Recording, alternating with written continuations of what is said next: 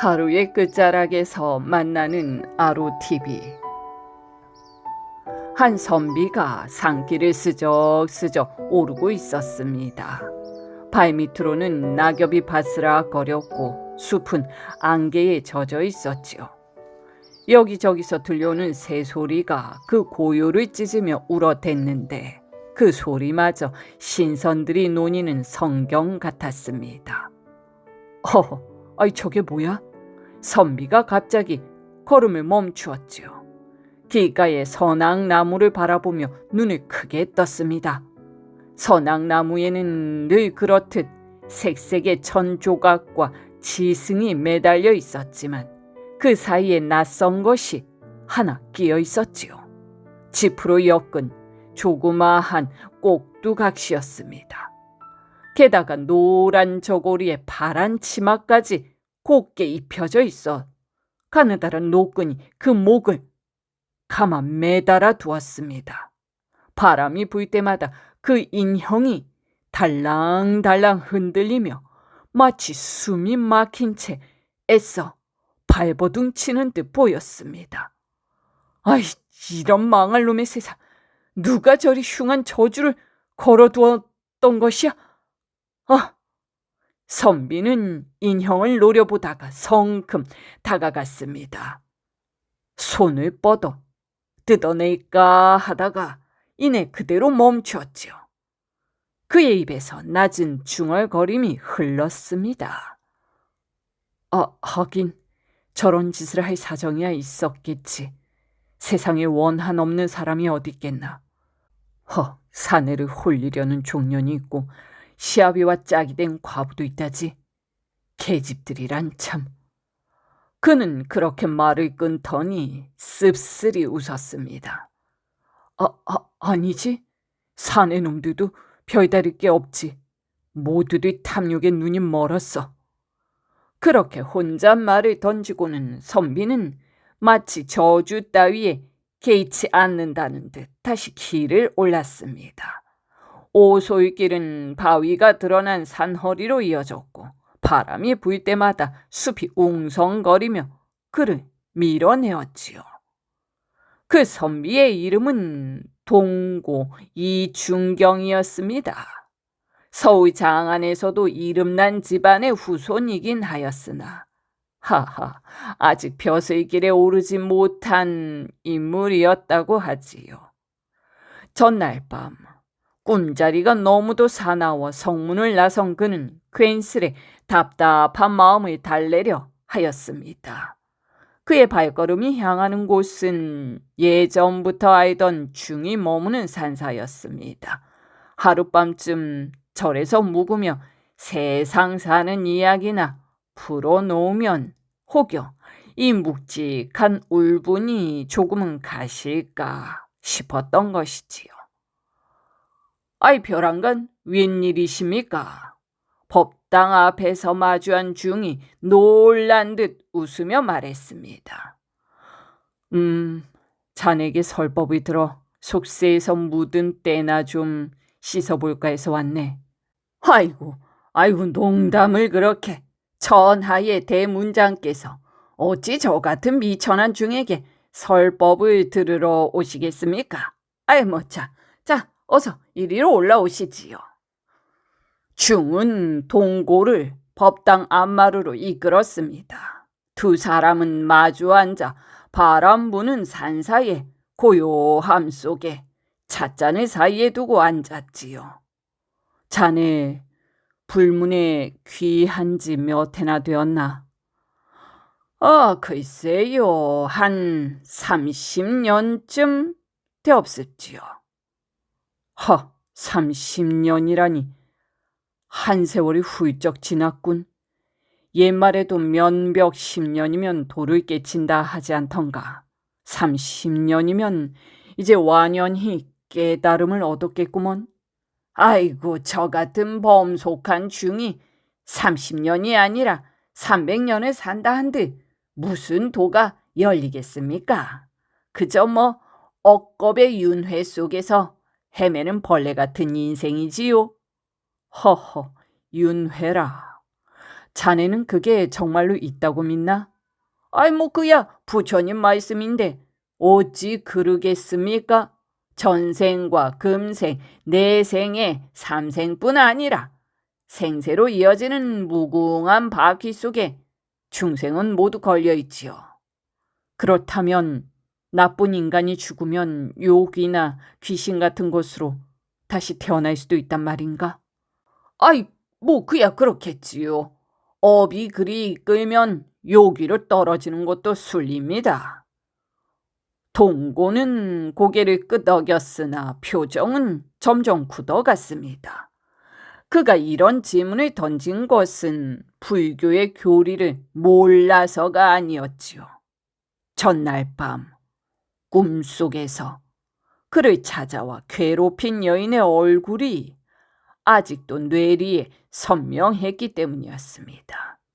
그 여인이 정말 죽은 자의 혼, 요귀라면 어쩌겠는가. 그 생각이 마음 한구석을 파고들고 있었습니다.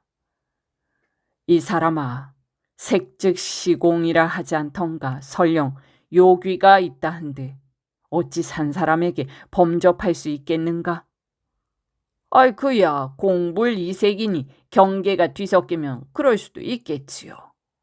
허허, 그럼 색과 공의 세계가 본디 구분되지 않는단 말인가? 아, 구분한다는 그 생각 자체가 이미 색계에 떨어진 것입니다. 색도 공도 결국 마음에서 비롯된 것, 삼계 유심이옵니다. 오직 마음이라. 오늘은 심사가 편치 않으신 모양이군요. 무슨 일이라도 있으셨습니까? 중이 잔잔한 목소리로 물었습니다. 아니, 별일은 없네. 동고는 짧게 대답했지만 얼굴에는 어딘가 흐트러진 빛이 스쳤지요. 그는 자세를 고쳐 앉지도 못한 채 마치 앉은 자리가 불편하기라도 한 듯 몸을 좌우로 흔들었습니다. 모든 게 마음먹기에 달린 일이라고는 하지만 정작 그 마음에는 문제가 있었습니다. 잡으려 하면 새처럼 날아가고 다 잡으려 하면 풀밭의 송아지처럼 이리저리 뛰어다니니 도무지 한 곳에 묶어둘 수가 없었지요. 요즘 들어 세상이 또 뜻대로 되지 않아 심사가 뒤틀려 있었는데 엎친 데 덮친 격으로 그날 밤 꿈속에 나타난 낯선 여인의 욕설이 그를 괴롭혔습니다. 그 여인은 너무도 생생했지요. 그 표독한 눈빛과 차가운 음성이 아직도 귓가에 맴도는 것 같았습니다. 그날 이후로 동고는 마음의 고삐를 놓쳐버렸지요. 그는 어려서부터 천재라는 말을 들으며 자랐습니다. 경사자집을 모르는 것이 없었고 붓끝이 닿는 곳마다 주옥 같은 문장이 줄줄 흘러나왔죠. 시문으로 그를 이길 자가 없었고 장안의 선비들이 문장의 으뜸은 동고라 입을 모았습니다. 그 자신도 그것을 부정하지는 않았지요. 20살이 되기 전부터 과거 따위는 마음만 먹으면 언제든 장원급제 할 수 있다고 여겼습니다. 남들도 그리 믿었지요.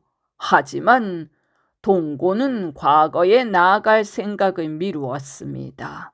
벼슬보다 더 큰 도를 이루기 위해서였지요. 그는 밤마다 등불을 켜고 글을 읽으며 세상을 잊은 듯 살았습니다.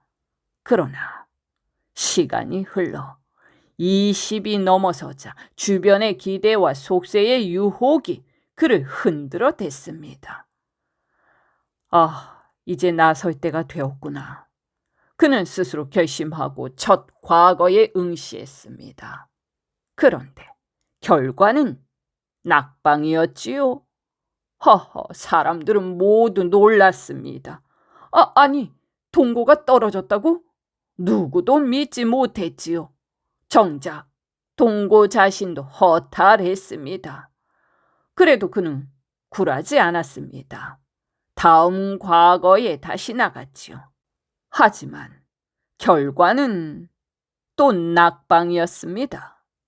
이렇게 2번의 실패는 그의 자존심을 깊이 긁었습니다.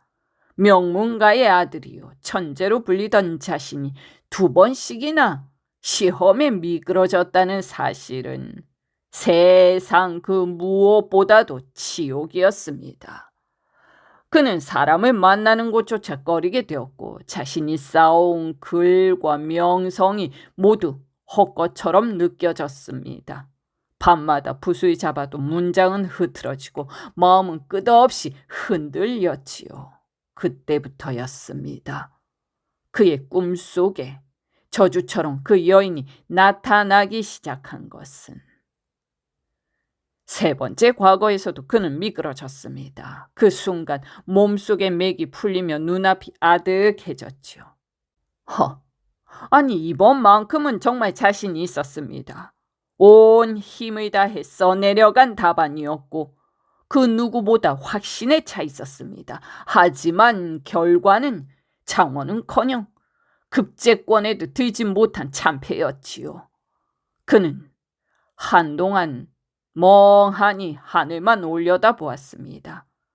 가슴 속에서 무언가 오아르르르 무너져 내리는 소리가 들렸습니다.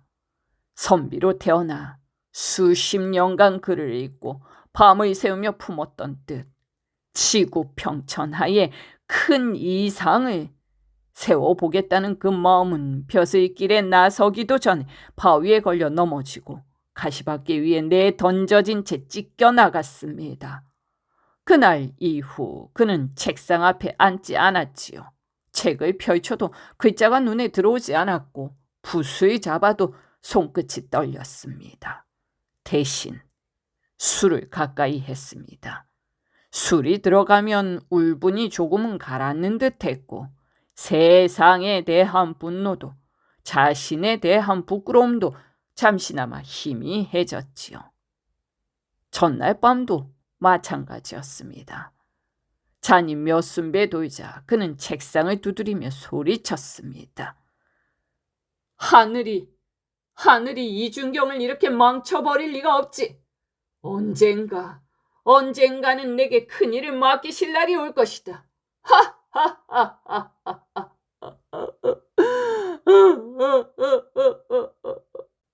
그렇게 웃고 울고 중얼거리다 결국 책상 위에 엎드려 잠이 들었습니다. 그러던 중 이놈 준경아 이리 나오너라. 허허 갑작스러운 고함에 놀라 눈을 떴습니다. 문 앞에는 머리를 헝클어 늘어뜨린 젊은 여인이 서 있었죠. 치맛자락이 흙바닥에 지지 끌렸고 얼굴엔 핏기가 없었습니다. 그녀는 그를 향해 눈을 부릅뜨며 소리쳤습니다. 네가 아무리 인물이 잘나고 문장이 뛰어나도 무슨 소용이냐. 죽어가며 애원한 한 여인의 원한도 풀어주지 못한 사내가 그따위가 무슨 대장부란 말이냐. 이놈아, 너 때문에 내가 죽었다. 내 목숨을 돌려줘. 내 원한을 갚지 않으면 평생 낙방의 사슬에서 벗어나지 못하리라. 허허, 그녀의 팔이 허공을 가르며 휘젓는 순간 그는 비명을 지르며 뒤로 물러났습니다. 그러나 눈을 뜨고 보니 모든 것이 꿈이었지요. 숨이 가빠오고 온몸은 진땀에 젖어 있었습니다. 에이, 고약한 꿈이었군. 분명 그 아전놈의 딸, 그래, 그 아전놈 딸의 원귀야. 꿈속에까지 쫓아오다니. 그는 입술을 깨물며 중얼거렸습니다. 그러자 불현듯 지난 봄의 일이 떠올랐죠. 봄이었습니다. 버들잎이 연두빛으로 피어나고 아지랑이가 들판 위로 피어오르던 날, 동고는 친구를 만나러 성 밖으로 나섰다가 해가 서산에 걸릴 무렵 돌아오는 길이었습니다. 그러던 중 한 집 앞을 지나는데 반쯤 열린 창문에 드리워진 주렴 사이로 다홍빛 치맛자락이 바람에 흔들렸지요. 그 안쪽에서 시선이 느껴졌습니다. 그가 무심코 고개를 돌리자 한 처녀가 그를 바라보고 있었습니다. 눈이 마주치자 그녀는 순간 고개를 숙였지요. 그러나 이내 다시 시선을 들어 살짝 미소를 지으며 눈짓을 보냈습니다. 동고는 한동안 걸음을 멈추었지요. 아니, 어느 집 규수이기에 저리도 대담할까? 그는 그렇게 생각하며 발길을 돌렸지만 다홍빛 치마와 그 요염한 눈빛은 밤이 되어도 사라지지 않았습니다. 그녀의 얼굴은 마치 불길처럼 그의 머릿속을 태워갔지요. 그로부터 열흘쯤 지난 어느 아침이었습니다. 이른 시각부터 문을 두드리는 소리가 들리더니 하인 하나가 허겁지겁 달려와 말했지요. 어떤 아전이 뵙기를 청합니다. 이름은 김서방이라 하옵니다. 동고는 고개를 갸웃했습니다. 그런 이름은 들어본 적도 없었지요. 그가 사는 곳이라면 광통교 뒷골목 시정 자배들이나 드나드는 그런 구역이었습니다. 그런 곳에 아전이 선비를 찾아왔다는 것부터가 예사롭지 않았지요. 그래, 무슨 일로 왔다 하더냐? 예, 자세한 말씀은 직접 드리겠답니다. 꼭 만나야 한답니다. 이윽고 초라한 옷차림의 중년 사내가 문턱을 넘었습니다. 그는 깊이 허리를 굽혀 인사하며 떨리는 목소리로 말했지요. 황송하옵니다, 선생님. 실은 제 딸년이. 딸이? 동고가 눈썹이 찌푸렸습니다. 그래, 자네 딸이 어쨌단 말인가? 김서방은 말끝을 흐리며 눈치를 살폈지요. 입술이 파르르 떨리고 손끝은 옷자락을 꼭 쥐고 있었습니다. 예, 차마 입에 담기 부끄럽사오나 제 딸년이 선생님을 한번 뵙고 나서부터 그만 병이 들었습니다. 병이 들었다니? 예, 며칠 전 우연히 선생님께서 저희 집 앞을 지나가실 때 그 아이가 창문 틈으로 한번 뵈었다 합니다. 그날 이후로 음식을 전혀 들지 않고 밤마다 선생님 이름을 부르며 울다가 지쳐 잠들었습니다. 아무리 타일러도 듣지 않고 이제는 맥이 다해 숨이 가쁘옵니다. 김서방의 목소리는 점점 떨리고 있었습니다. 염치불구하고 이렇게 찾아뵙게 되었습니다. 그저 제 딸년이 마지막으로 선생님 얼굴을 한 번만이라도 다시 뵙게 해주신다면 그걸 소원이라 합니다. 감히 패를 끼칠 줄은 알지만 인자하신 마음으로 잠깐만 와주시오. 그 아이에게 한마디 위로의 말씀만이라도 건네주신다면 그 은혜를 평생 잊지 않겠습니다. 동고는 한동안 아무 말도 하지 못했습니다. 입을 열려다 닫고 시선을 돌려 창밖을 바라보았지요. 무엇이라 대답해야 할지 알 수가 없었습니다. 그는 직감적으로 알아차렸지요. 그날 주렴 사이로 다홍빛 치맛자락을 흔들며 자신을 바라보던 그 처녀, 바로 그 아이의 아버지가 눈앞에 서 있었습니다. 그토록 스쳐 지나간 한 번의 눈길이 정과 한으로 얽혀 병이 되어버렸다니 이해할 수 없는 일이었지요. 그녀가 어린 마음에 한낱 상사의 불씨를 키웠다 하더라도 그것이 생명을 앗아갈 만큼 깊은 병으로 번질 줄은 상상도 하지 못했습니다. 그러나 이른 새벽부터 허리를 굽히고 애절하게 호소하는 김서방의 모습에는 거짓이 없었습니다. 그 목소리는 꾸며낸 사연의 허튼 울림이 아니었지요. 그는 떨리는 두 손을 모아가며 간청했고 동고는 그 간절함 앞에서 오히려 자신이 죄인이라도 된 듯 가슴이 서늘해졌습니다. 지금껏 새 속의 욕정이나 감정과는 거리를 두고 살아왔던 그였지요.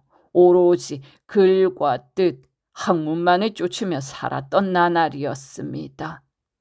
그런데 생면부지한 처녀가 자신을 한 번 본 뒤로 목숨을 잃을 만큼 사무친 마음을 품었다고 하니 그것은 그의 이해 너머의 일이었지요. 동고의 머릿속이 아찔하게 흔들렸습니다. 그 처녀의 병색이 눈앞에 아른거리는 듯하였고 자신이 알지 못한 사이에 한 생명을 망친 것 같은 죄책감이 밀려왔습니다. 그러나 곧 이성적인 선비의 본능이 그를 붙들었지요. 모르는 여인을 찾아간다는 것은 예의에 어긋나는 일이다.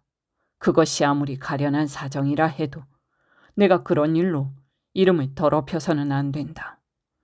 그는 마음을 다잡듯 허리를 고추 세우더니 한순간에 냉랭한 표정으로 돌변했습니다. 이보게, 자네 제정신인가? 감히 나 같은 선비에게 그런 상스러운 말을 꺼내다니! 썩 물러가게! 그의 목소리가 번개처럼 내리쳤습니다. 두 눈은 번뜩였고 방 안의 공기가 싸늘하게 식었죠. 김서방은 얼굴이 사위어 오그라드는 듯 새파랗게 질리더니 아무 말도 하지 못한 채 허리를 구부리고 도망치듯 물러갔습니다. 며칠 뒤 소문이 들려왔습니다. 김서방의 딸이 끝내 회복하지 못하고 세상을 떠났다는 이야기였지요. 아하, 18. 꽃이 피기도 전에 시든 나이였습니다. 그리고 그날 밤 그녀가 꿈속에 나타났지요. 피 흘리는 얼굴로 울부짖으며 그를 원망하던 그 모습이 꿈이었는지 환상이었는지 알 수 없었습니다. 하지만 동고의 마음은 그때부터 무겁게 내려앉았지요. 그는 산사법당 마루에 앉아 생각의 수렁 속으로 가라앉았습니다. 그때 주지가 다가와 말했죠. 산중이라 변변한 대접은 없지만 요즘 새로 따온 버섯이 향기롭습니다. 자, 저녁이나 드시고 천천히 말씀 나누시지요. 그제야 그는 멍하니 눈을 들었습니다. 예, 뭐 별로 저녁 생각은 없습니다만 무슨 깊은 근심이라도 있으신가 봅니다. 주지가 조심스레 물었지요. 동고는 대답 대신 잔을 내려놓으며 한숨을 내쉬었습니다. 아니 저녁은 되었네. 대신 내가 술 한 병을 가져왔지. 오늘이 14일이라 달이 유난히 밝을 게야. 우리 저희 뒤 상상봉에 올라가 달이나 맞으며 한잔 하지 않겠나? 저 아래 속세를 굽어보며 세상 이야기나 나누세. 좋은 말씀이오나 소승은 술을 마시지 않습니다. 그러니 대작할 벗이 없어 흥이 반은 줄겠지요. 동고는 비식 웃었습니다. 이 사람아, 주계를 지킨다느니 하는 것도 결국 마음의 문제 아닌가. 마음이 곧 부처라면서 그 마음만 바르면 술 한두 잔이 무슨 허물이겠는가. 아이, 아닙니다. 중은 고개를 저었습니다. 바로 그 마음이 부처님이시기에 술은 더욱 멀리 해야 합니다. 술은 마음을 흐리고 탐욕을 불러들이는 독약과 같지요. 동고는 잠시 말이 없더니 다시 웃으며 말했습니다. 허허, 그건 너무 엄격하구먼. 옛날 어떤 선사는 부처님 상을 도끼로 쪼개 장작으로 썼다지 않은가. 또 어떤 고승은 불경을 찢어 걸레로 삼았다더군. 그런데도 도를 깨달았어. 옛사람들 가운데 법의 틀을 넘어 도를 얻은 이가 얼마나 많았는지 아는가? 주지는 미소를 지으며 두 손을 모았습니다. 하하하, 알고 있습니다. 알고는 있지만 소승은 그 경지에 이르지 못했을 뿐이지요. 하하하하, 아이, 그렇다면 나 혼자 마시지. 동고는 술병을 들고 자리에서 일어섰습니다. 잠시 뒤 두 사람은 절 뒤편에 깎아지른 절벽 상상봉 위에 올라섰지요. 달은 이미 산허리 위로 떠올라 엷은 구름을 헤치며 세상을 은빛으로 물들이고 있었습니다. 바람은 서늘했고 숲의 그림자는 바위 위로 길게 드리워졌지요. 동고는 달빛을 바라보며 술잔을 기울였습니다. 입안에 퍼지는 알코올에 쓴 기운이 잠시 마음을 달래는 듯 했으나 그의 가슴속 깊은 곳엔 여전히 답답함이 가시지 않았지요. 한 모금, 두 모금, 술이 목을 타고 내려가자 그는 문득 옛 시인의 구절이 떠올랐습니다. 앞으로 옛 사람도 보이지 않고 뒤로 오는 사람도 보이지 않고 하늘과 땅 아득하고 아득하구나. 홀로 서서 구슬픈 눈물만 흐르네. 진장의 등유주대였습니다.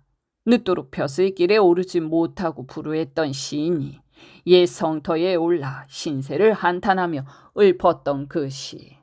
달빛 아래서 그 시를 부르는 그의 음성은 마치 수백 년을 넘어 되돌아온 또 다른 한탄처럼 들렸지요. 그의 가슴 속에서는 울분과 허무 그리고 말할 수 없는 죄책감이 뒤섞였습니다. 동고의 마음속은 이미 무너져 있었지요. 그는 달빛 아래에 앉아 마치 진자앙의 시를 읊던 그 시인의 혼이 자신에게 내려앉은 듯한 착각 속에 빠져 있었죠. 지나가 버린 역사 속의 인물들은 이제 만나볼 수도 없고 앞으로 다가올 세상 속에서도 자신과 뜻을 나눌 벗은 없을 터였습니다. 오늘 이 순간 함께 이야기 나눌 이 하나 없이 홀로 남은 현실 속에서 그의 가슴은 텅 빈 산허리처럼 쓸쓸하였지요. 그는 잔을 들었습니다. 자, 한 잔 들게. 주지가 고개를 저었지요. 거듭 말씀드리지만 소승은 술을 못 마십니다. 동고는 껄껄 웃었습니다. 허허허, 아이, 고집도 세다. 불도를 닦으려면 그 굳은 마음부터 부셔야지. 성불하려면 한 잔쯤은 마셔야지. 세속의 맛을 알아야 마음을 다스릴 것 아닌가. 그러자 주승은 합장한 손을 더욱 곧게 세웠습니다. 파괴를 하면 불문으로 쫓겨납니다.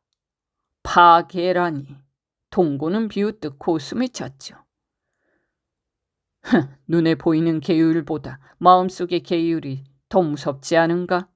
그 마음이 삐뚤어졌다면 100번 절해도 무슨 소용이 있겠는가? 달빛이 잔 위에서 흔들렸지요. 그는 그 잔을 단번에 들이켜고는 얼굴을 찡그렸습니다. 캬, 이게 인생 맛이지. 그는 술병을 다시 기울이며 주승에게 잔을 내밀었습니다. 이봐, 자네도 한 잔 들게. 마음을 다스리는 데엔 술 한 방울이 도보다 낫다네. 그러나 주승은 눈을 감고 두 손을 모았지요. 그의 입술에서는 조용히 연불이 흘러나왔습니다. 동고의 손에 쥔 잔은 공중에 멈춘 채 허공을 가르며 떨렸습니다. 그만두게. 동고는 툭 내뱉었습니다. 자네는 도를 통할 수가 없어. 술 한 잔 앞에서 마음이 흔들리는 자가 어찌 제천의 유혹과 마장을 이겨낼 수 있겠나? 그의 말 끝에는 술기운이 실려 있었습니다. 주승은 아무 말 없이 고개를 숙였고 달빛은 그들의 사이에 흰 물결처럼 흘러내렸지요. 눈 아래는 100일도 넘는 낭떠러지였습니다. 그 아래로는 안개가 흘렀고 위로는 봉우리가 하늘을 찌를 듯 솟아 있었지요. 달은 더욱 높이 올라 산마루와 절벽을 은빛으로 덮었습니다. 동고는 다시 잔을 채워 마셨습니다. 한 잔, 또 한 잔. 술이 그의 심장 깊은 곳으로 스며들었지요. 그는 무릎을 툭툭 치며 혼잣말을 했습니다. 아, 모두 헛것이야. 다 부질없는 꿈이야. 점점 그의 말은 흐려졌고 눈빛은 허공을 헤매었지요. 그러다 문득 그는 머리를 숙였습니다. 그리고는 목이 터져라 울부짖기 시작했지요.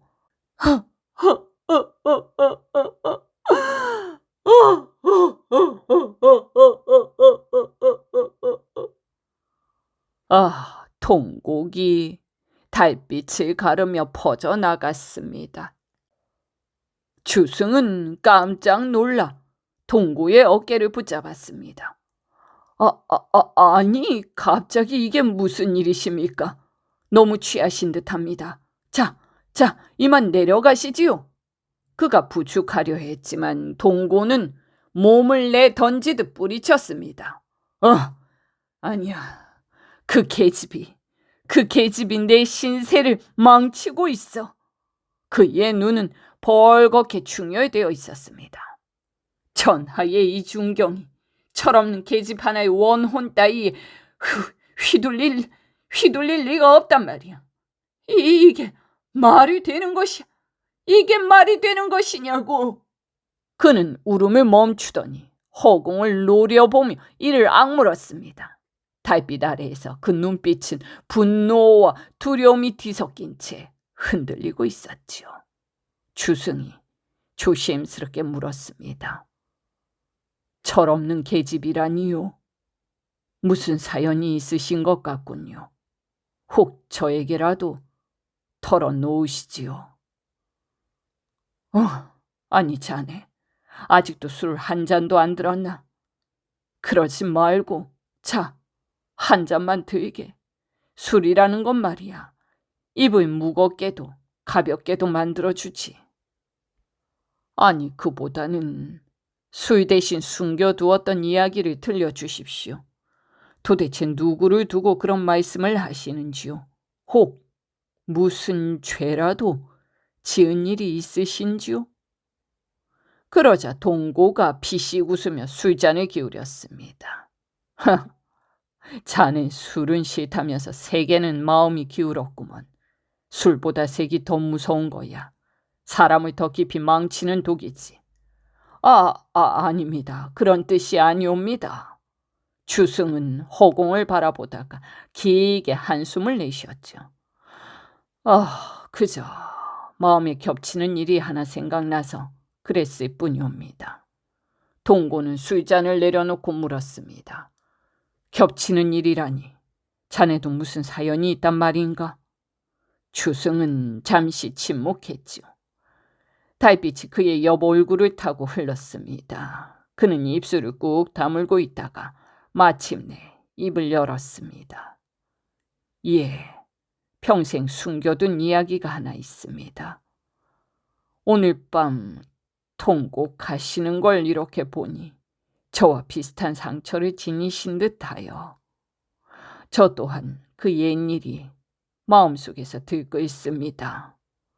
아니, 비슷한 일이라. 그럼 자네도 이 여인 때문에 신세를 망쳤단 말인가? 봉변이라 하기에는 가볍고 신세를 망쳤다 하면은 딱 맞겠지요. 동고는 잠시 멈칫하더니 허탈하게 웃었습니다. 허허, 아이 피차 사정이 비슷하군. 그럼 자네 이야기부터 들어보세.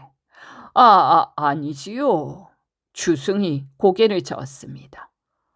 먼저 그 계집 하시며 분노를 터뜨리신 사연부터 말씀해 주십시오.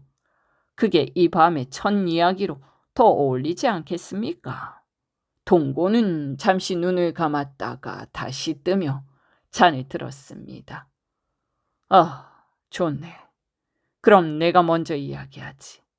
그는 술을 한 모금 삼키며 천천히 입을 열었습니다. 그리고 지난밤 꿈속에서 본 여인, 그녀와의 첫 만남, 그녀의 병과 죽음, 그리고 매일 밤 찾아와 자신을 원망하던 원혼의 이야기까지 모두 털어놓았지요. 글쎄, 꿈속에서도 나를 괴롭히는 걸 보면 그 여자가 독을 품은 게 틀림없어.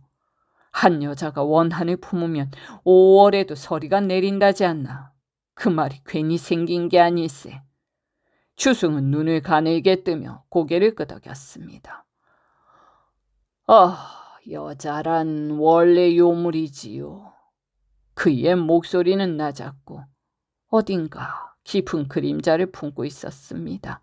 그러더니 허공을 향해 중얼거렸죠. 요물이란 말 참 뼈에 사무치는군요.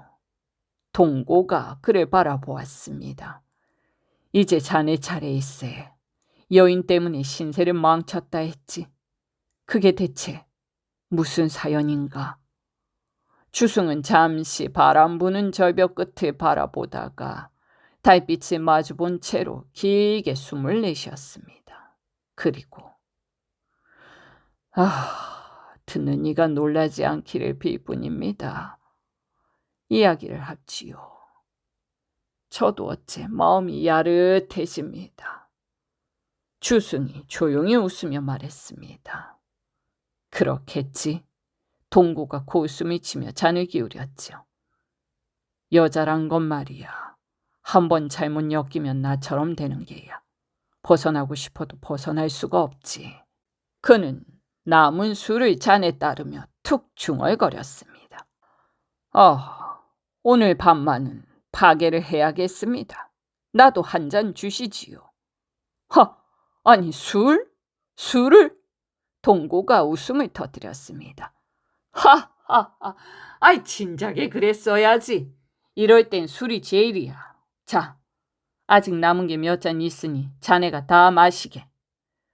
그는 흔들리는 손으로 술병을 기울였지요. 잔이 비면 따르고 또 비면 채우기를 4-4번. 술병은 이내 텅 비어 거꾸로 세워졌습니다. 주승은 얼굴이 붉게 상기된 채 잔을 내려놓았지요. 취하네요. 오랜만에 마시니 어지럽기만 하고 도무지 무슨 맛인지는 모르겠습니다.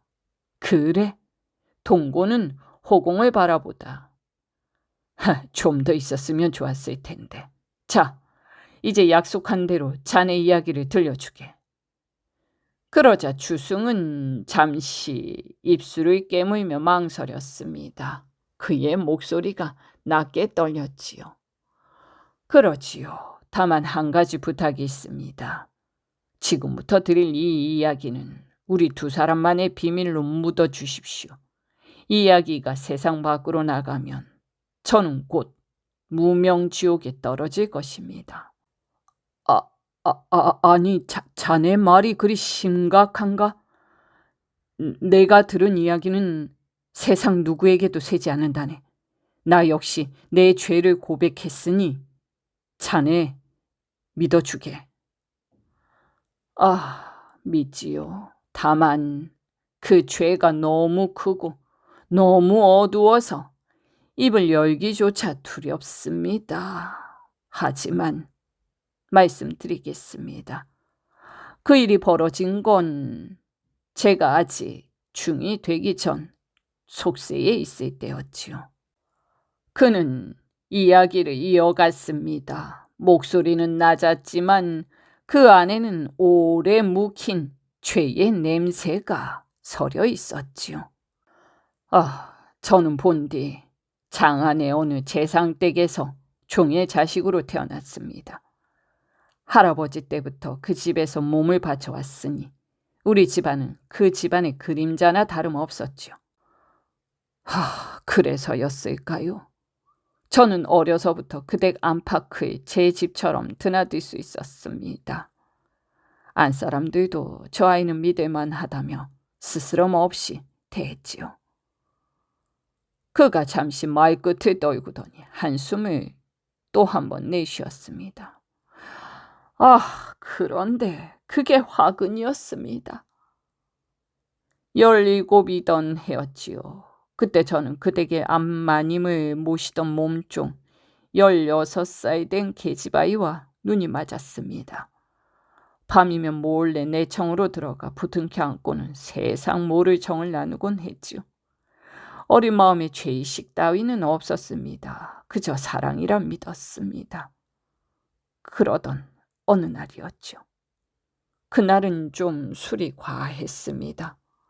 몸종의 방을 찾았다가 그녀가 없길래 아마 암마님께 안마라도 하다가 잠든 모양이라 생각하고는 그만 어둠 속으로 발길을 옮겼습니다. 그때는 몰랐습니다. 술에 취한 눈으로는 내 청의 어둠이 그저 한결같이 보였으니까요. 문턱을 넘고 발끝으로 살금살금 다가갔습니다. 그 순간 손끝에 닿은 건 부드러운 살결이었죠. 동고는 말없이 그를 바라보았습니다. 그러자 그가 계속 이야기를 이어갔지요. 여름밤이었습니다. 방 안은 더웠고 마님께서는 윗옷을 벗고 잠들어 계셨던 모양입니다. 그 살결이 내 손끝에 닿자 머리가 하얘졌습니다. 술기운이 돌았고 이성이 끊겼습니다. 그리고는 멈추지 못했습니다. 그는 숨을 길게 한번 내쉬고는 다시 이야기를 이어갔지요.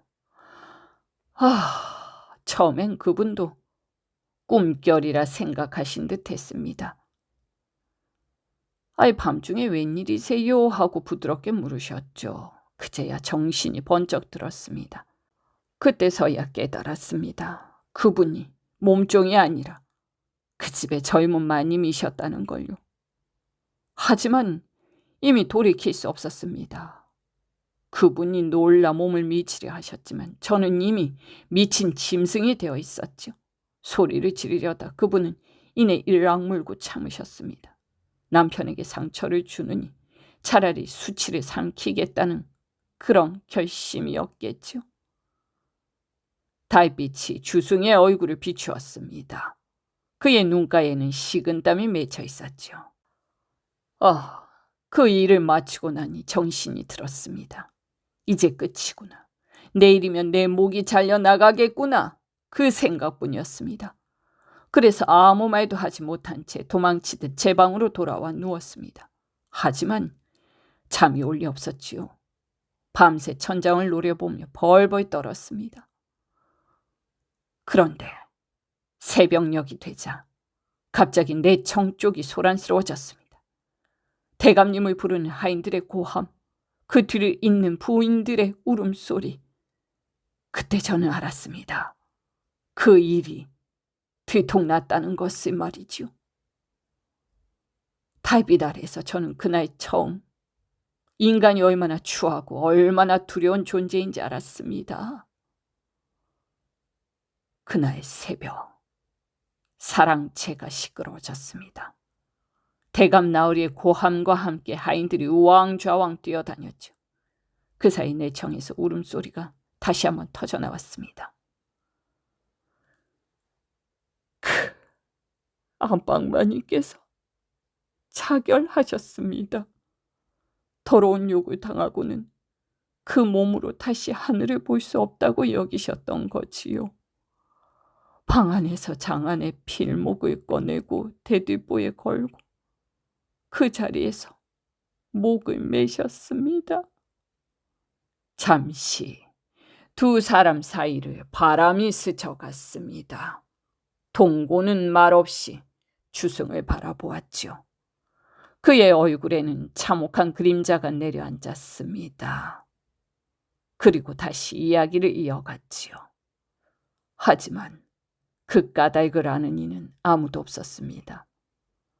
그분은 평소 말수가 적고 정숙하셨기에 모두가 그저 뜻밖이라며 혀를 찼습니다. 며칠 전까지만 해도 평상시와 다를 바가 없었으니까요.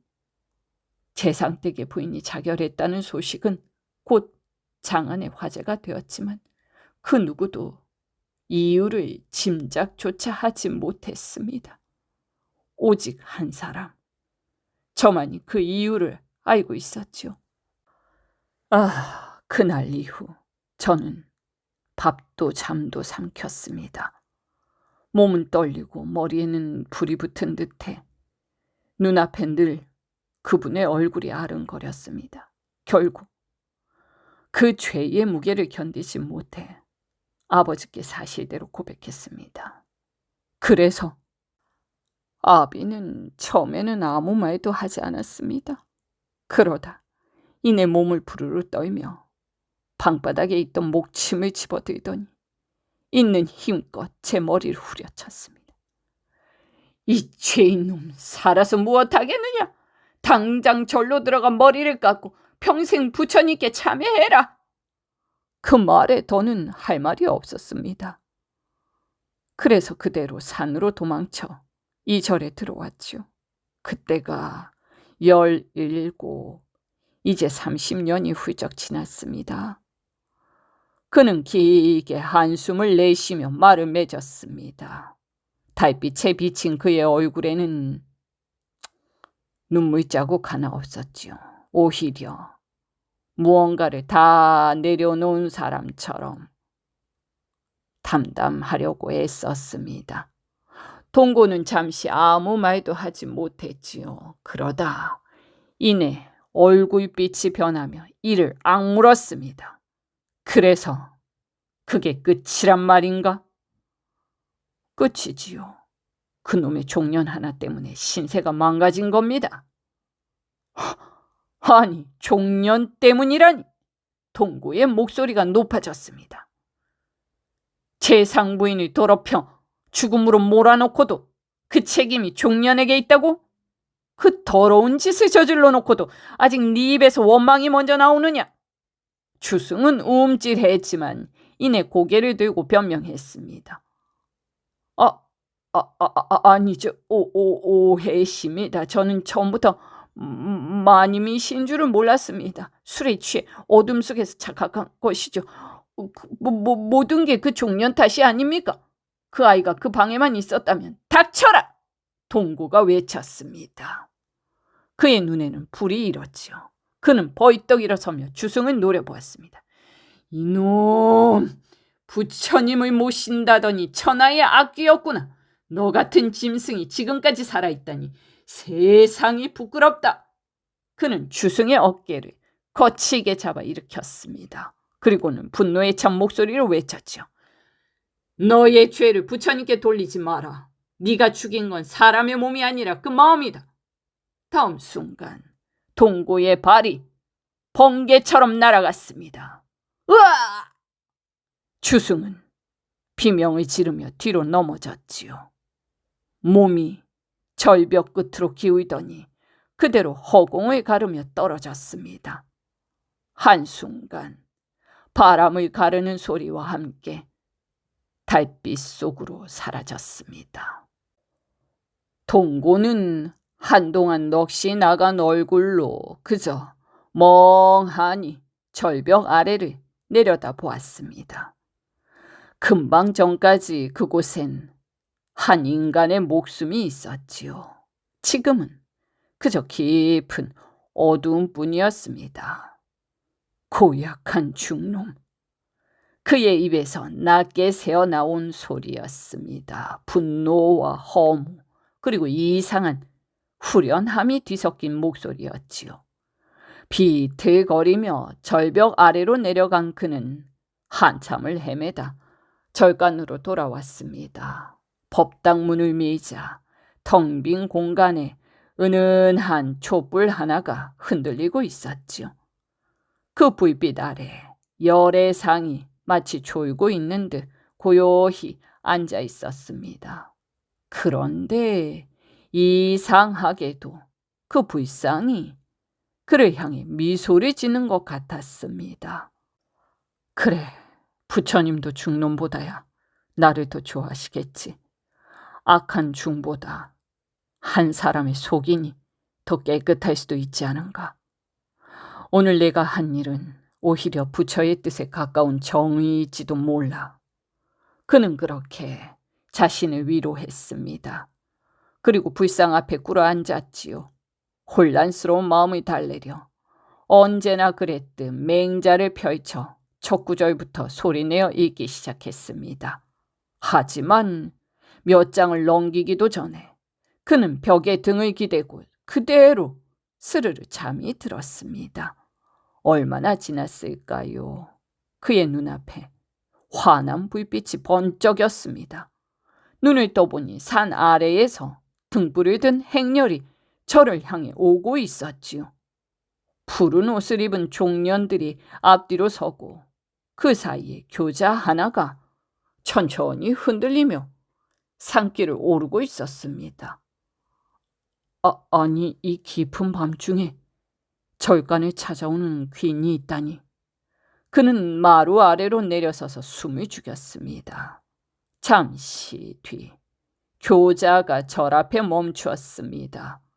그 안에서 중년의 부인이 시비의 부축을 받으며 내렸지요. 그녀의 단정한 옷차림에 얼굴에는 슬픔과 위험이 섞여 있었습니다. 그녀는 두 손을 모아 동고를 향해 깊이 절을 올렸습니다. 아니, 누구시기에 이 한밤중에? 동고가 어리둥절해 물었습니다. 그러자 부인은 고개를 들고 나직이 말했지요. 나으리, 저는 나으리의 삼생의 은인이옵니다. 그녀의 목소리는 맑고도 서늘했습니다.